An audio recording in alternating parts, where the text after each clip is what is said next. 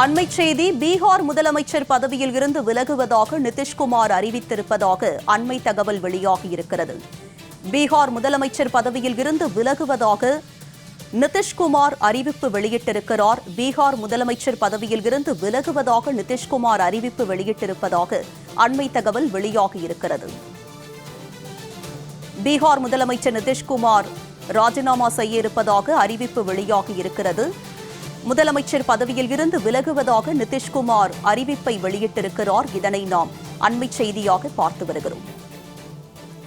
பீகார் முதலமைச்சர் பதவியில் இருந்து விலகுவதாக நிதிஷ்குமார் எக்ஸ் தளத்தில் பதிவு ஒன்றை வெளியிட்டிருக்கிறார். பீகார் முதலமைச்சர் பதவியில் இருந்து நிதிஷ்குமார் விலகுவதற்கு அவருடைய ஆதரவாளர்கள், தொண்டர்கள் எதிர்ப்பு தெரிவித்து வருகின்றனர். இதனை நாம் அண்மை செய்தியாக பார்த்து வருகிறோம். பீகார் முதலமைச்சர் நிதிஷ்குமார் ராஜினாமாவை அறிவித்திருக்கிறார். இதனை நாம் அண்மை செய்தியாக பார்த்து வருகிறோம். இதற்கு அவருடைய ஆதரவாளர்களும் தொண்டர்களும் எதிர்ப்பு தெரிவித்து வருகின்றனர். இது பற்றிய கூடுதல் விவரங்களுடன் இணைகிறார் எமது சிறப்பு செய்தியாளர் யோகேஸ்வரன். அவரிடம் விவரங்களை கேட்டு பெறலாம். யோகேஸ்வரன், சொல்லுங்க, பீகார் முதலமைச்சர் நிதிஷ்குமார் ராஜினாமா செய்ய இருப்பதாக அறிவிப்பு வெளியாகி இருக்கிறது. இதற்கான காரணம் என்ன? இது பற்றிய விவரம். 10 மாநிலங்களை சேர்ந்த 37 மாநிலங்களவை இடங்களுக்கான தேர்தல் என்பதை இந்திய தேர்தல் ஆணையம் கடந்த பிப்ரவரி 26ஆம் தேதி அறிவித்தது. ஒவ்வொரு மாநிலங்களில் இருந்தும் தேசிய ஜனநாயக கூட்டணி, இந்தியா கூட்டணி, பிராந்திய கட்சிகள் அவரவர் வேட்பாளர்களை அறிவித்து வரக்கூடிய நிலையில் பீகார் மாநிலத்திலிருந்து பல்வேறு வேட்பாளர்களை தேசிய ஜனநாயக கூட்டணி அறிவித்தது மாநிலங்களவை தேர்தலுக்கு. இதில் பீகார் மாநிலத்தினுடைய தற்போதைய முதலமைச்சராக இருக்கக்கூடிய நிதிஷ்குமாருடைய பெயர் என்பதும் இடம்பெற்றது. இதனால் நிதிஷ்குமார் தன்னுடைய முதலமைச்சர் பதவியை ராஜினாமா செய்ய போகிறாரா என்ற கேள்வி எல்லாம் நேற்றைய தினம் எழுந்திருந்த நிலையிலே சில நிமிடங்களுக்கு முன்பாக நிதிஷ்குமார் அவருடைய எக்ஸ் வலைதள பக்கத்துல ஒரு முக்கியமான பதிவு என்பதை பதிவிட்டிருக்கிறார். அதில் பீகார் மக்களுக்கு தான் நன்றி தெரிவித்துக் கொள்வதாகவும், சட்டமன்றத்தின் உறுப்பினராகவும் சட்ட மேலவை உறுப்பினராகவும் இருந்தது போல நாடாளுமன்றத்தினுடைய மக்களவை மற்றும் மாநிலங்களவையினுடைய உறுப்பினராக இருக்க வேண்டும் என்பது தன்னுடைய நீண்ட நாள் ஆசை எனவும், அந்த ஆசையை இன்றைய தினம் நான் நிறைவேற்றிக் கொள்ள இருப்பதாகவும் பீகார் முதலமைச்சர் நிதிஷ்குமார் தெரிவித்திருக்கிறார். அதே நேரத்துல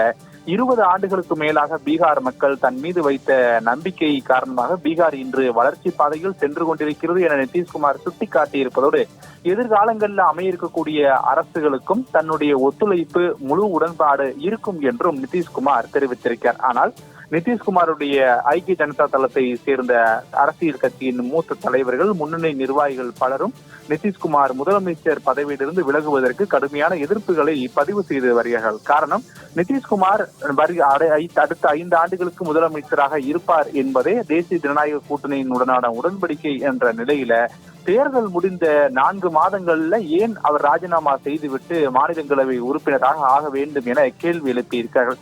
இன்னும் சில மூத்த உறுப்பினர்களை பொறுத்தவரையிலுமே ஏற்கனவே பீகார் தேர்தலுக்கு முன்பாக நடைபெற்ற மக்களவை தேர்தலின் போது கூட நிதிஷ்குமாருக்கு குடியரசு துணைத் தலைவர் பதவி வழங்குவதற்கான யோசனைகளை எல்லாம் தேசிய ஜனநாயக கூட்டணி முன்வைத்தது. ஆனால் நிதிஷ்குமார் அதனை ஏற்றுக்கொள்ளவில்லை.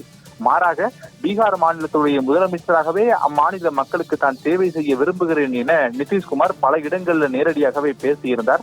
இப்படி இருக்கும்போது ஏன் திடீரென அவர் ராஜினாமா செய்துவிட்டு அவர் மாநிலங்களவை உறுப்பினராக வேண்டும் என்பது தங்களுக்கு எழுந்திருக்கூடிய மிகப்பெரிய கேள்வி என்பதையும் நிதிஷ்குமாருடைய ஆதரவாளர்கள் எழுப்பியிருக்கிறார்கள். இருப்பினும் இன்னும் சில நிமிடங்கள்ல நிதிஷ்குமார் பீகார் தலைநகர் பாட்னாவில் இருக்கக்கூடிய சட்டமன்றத்துல மாநிலங்களவை உறுப்பினராக வேட்புமனுவை தாக்கல் செய்ய இருக்கிறார். இவரோடு பாரதிய ஜனதா கட்சியினுடைய தேசிய தலைவர் நிதின் நபீன் உள்ளிட்டோரும் தங்களுடைய வேட்புமனுவை தாக்கல் செய்ய இருக்கிறார். இதற்காக பாஜகவினுடைய மூத்த தலைவரும் மத்திய உள்துறை அமைச்சருமான அமித்ஷா ஏற்கனவே பீகார் தலைநகர் பாட்னா வந்திருக்கார் நிகழ்வுகளில் கலந்து கொள்வதற்காக.